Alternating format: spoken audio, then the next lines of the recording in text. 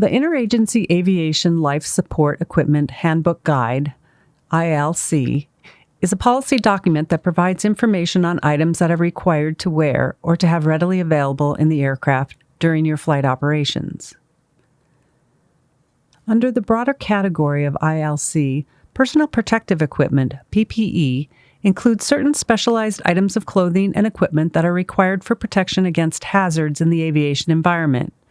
PPE items include hearing protection, head protection, eye protection, flash fire defense. All personnel engaged in special use aviation activities, except for airplane operations 500 feet above ground level, AGL, such as fire or resource reconnaissance, or unless exempted or waived under the provisions of ILC, are required to wear the following PPE: flight helmet, fire-resistant clothing, fire-resistant flight gloves, leather or approved non-leather boots. Forest Service does not require flight helmets for fixed-wing special-use missions. The ILC outlines PPE policy and documents examples of exceptions when individuals may deviate from policy. For example, wildland firefighters assigned to wildland fire incidents may wear approved hard hats with chin strap in lieu of flight helmets when being transported as a qualified non-crew member during fire operations from an established and managed helibase helispot to another managed helibase helispot.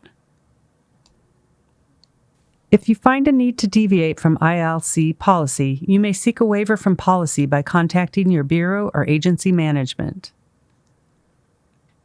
Hearing protection is required to be worn when in proximity to operating aircraft, as most operating aircraft generate noise levels above 85 decibels, which is the level at which hearing impairment may occur. Hearing protection in the form of an approved flight helmet, earplugs, or earmuffs can provide users with adequate hearing protection. The combination of using a flight helmet plus earplugs is a good means of providing additional hearing protection. Flight helmets must be maintained and inspected according to the manufacturer's instructions. It is imperative that employees using a flight helmet ensure that the helmet is serviceable before flight. Flight helmets are required to have a chin strap and may have an additional nape strap. All types of helmet straps included must be appropriately adjusted for proper fit. The Gentex SPH-5 flight helmet is the most commonly used helmet by DOI and Forest Service.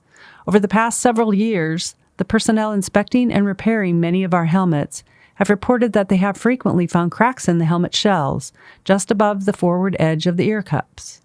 If the shell is cracked, the helmet is unserviceable. It does not provide the wearer with the intended protection and must be replaced. One possible cause of helmet cracks may be wearers who use excessive force when they don, put on, or doff, take off their helmets. Take care not to pull the shell a little too hard or to compress the shell a little too firmly to achieve a snug fit. When you are fitting the helmet to your head, you are introducing stressors that can contribute to cracking the helmet shell.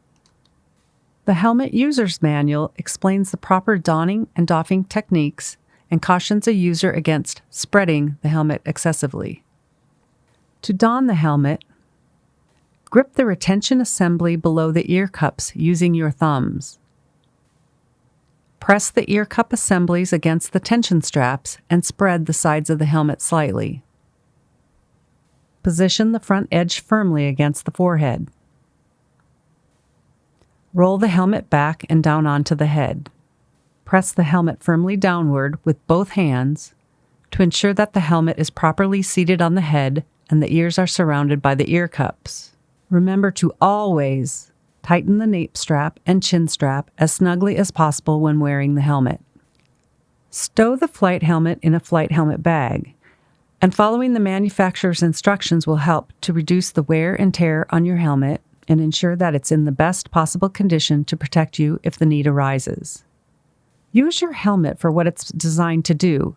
It is not a headrest. Your helmet is a sophisticated piece of protective equipment with integrated avionics. Protect your helmet so it can protect you. Eye protection is required in work environments where airborne particle contaminants are present. Helmets will be equipped with serviceable visors. Visor usage is recommended during all helicopter and low-level airplane operations. Fire-resistant clothing protects the wearer from flash fire burns. The preferred material is an aramid fiber, which is commonly known as Nomex. The actual material may be Nomex. Nomex fleece, polyamide, aramid, polybenzimidazole, Kevlar, or blends thereof. The approved materials, while not fireproof, are inherently fire-resistant and will char rather than burn at above 700 to 800 degrees Fahrenheit. Clothing not containing labels identifying the type of aramid fiber material by brand name and treated or altered cotton fiber materials are not acceptable. Laundering instructions for Nomex aramid fiber clothing are provided by manufacturers and should be followed to maintain serviceability. Most items can be washed and dried by conventional home methods. DuPont, the maker of Nomex, provides a detailed laundering guide. Outerwear garments worn over the Nomex flight suit, such as coats, bib pants, and coveralls, should also be made of Nomex. Outerwear garments made from natural fibers such as leather, cotton, wool, or wool-cotton blends, as well as from fire-resistant cotton and cotton blends, are acceptable substitutes. Materials with low-temperature melting characteristics, such as synthetics and synthetic blends, are not approved. Undergarments such as underwear, socks, and clothing worn under the flight suit and next to the skin will provide the best protection if made of Nomex. Natural fibers such as cotton, wool, or wool-cotton blend, silk, as well as fire-resistant cotton and cotton blends are acceptable substitutes. Flight gloves constructed of soft leather palm and stretchable Nomex fabric for the back are preferred. These gloves have a long cuff extending several inches above the wrist, providing total coverage when the flight suit sleeve is properly worn. Leather gloves without synthetic liners are acceptable. Gloves should fit snugly to provide maximum finger dexterity for the wearer. When missions include the essential use of touchscreen devices, consider using the newly developed flight gloves that meet flame-resistant Nomex and leather design requirements. Boots must be constructed of all leather material, or fire-resistant rubber that is an approved substitute.